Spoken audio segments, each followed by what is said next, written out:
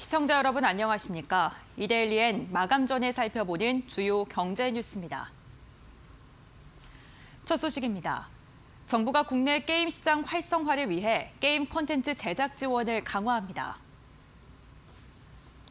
문화체육관광부와 한국콘텐츠진흥원이 국내 게임 시장을 활성화하고 해외 진출을 돕기 위해 올해 게임 콘텐츠 제작에 147억 원을 지원할 계획이라고 밝혔습니다.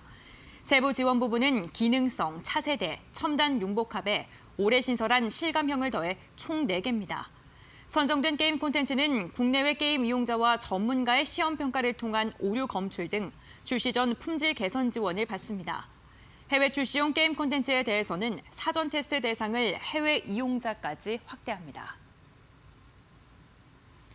홍남기 부총리 겸 기획재정부 장관은 코로나19 사태와 관련해 저비용항공사에 3천억 원 범위 안에서 긴급 융자 프로그램을 마련하겠다고 밝혔습니다. 홍 부총리는 오늘 코로나19 대응 경제장관회의를 열고 이 같은 내용과 함께 이번 사태로 운항을 중단하거나 노선을 감축하는 경우 공항시설 사용료 납부도 최대 3개월간 유예하겠다고 덧붙였습니다. 해운업계에 대해선 600억 원 규모로 해운업계 전용 긴급 경영자금을 신설하고 여객 운송 중단 기간에는 항만시설 사용료와 여객터미널 임대료를 최대 100% 감면하겠다고 했습니다.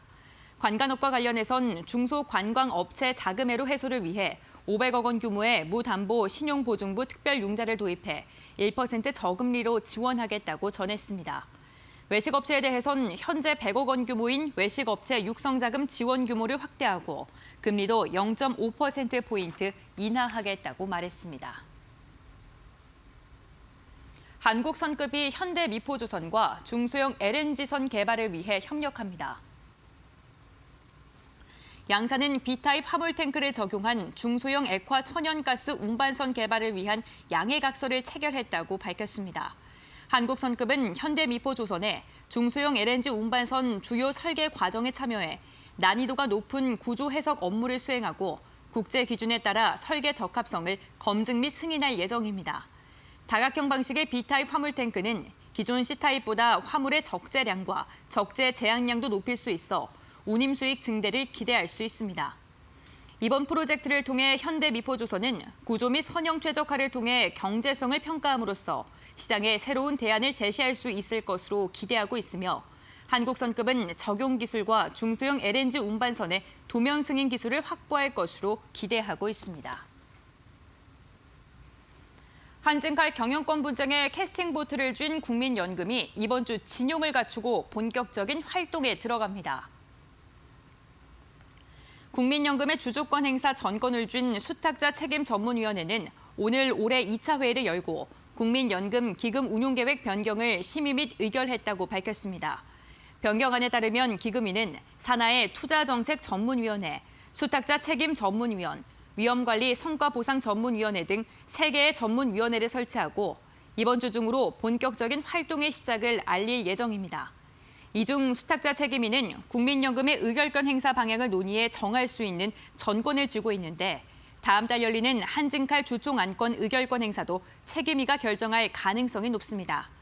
한진칼 주총은 총수 일가와 조 전 부사장이 결성한 반조원태 연합군의 싸움으로 전개되는데 조 회장이 1.39%포인트 차로 근소하게 앞서고 있습니다.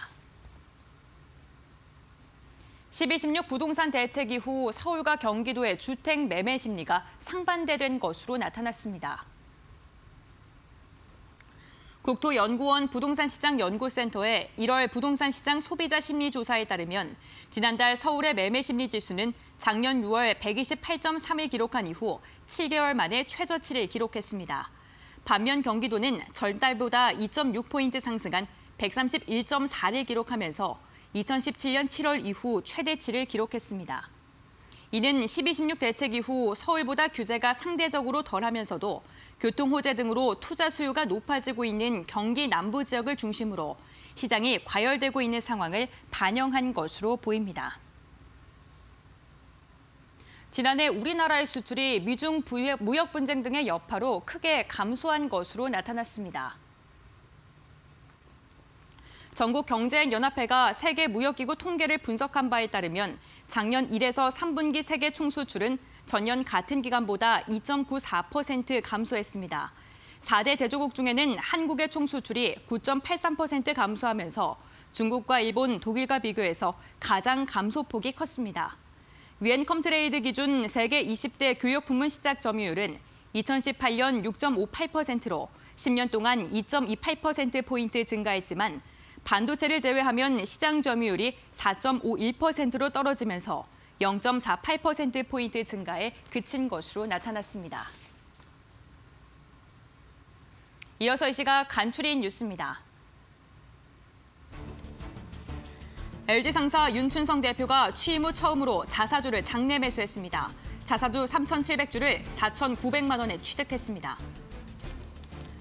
독일 주재 미국 대사인 리처드 그레넬은 신뢰할 수 없는 5세대 5G 판매자를 선택한다면 우리의 정보 공유 능력을 위험하게 한다는 것을 분명히 하도록 지시했다는 트럼프 대통령과의 통화 내용을 트위터 계정에 올렸습니다. 5G 판매자가 누구인지 직접 언급하지는 않았지만 파일을 겨냥한 것으로 블룸버그 통신은 해석했습니다. 국내에서 29번째로 확진된 코로나19 환자가 독거노인 대상 봉사활동 등을 했던 것으로 확인돼 고령, 저소득층 등 취약계층의 감염 우려가 커지고 있습니다. SK매직이 지난해 매출 8,746억 원, 영업이익 794억 원을 기록하면서 사상 최대 실적을 기록했다고 밝혔습니다. 매출과 영업이익이 전년 대비 각각 32%, 58% 증가했습니다. 이데일리엔 마감 전에 살펴보는 주요 경제 뉴스 함께 확인해봤습니다.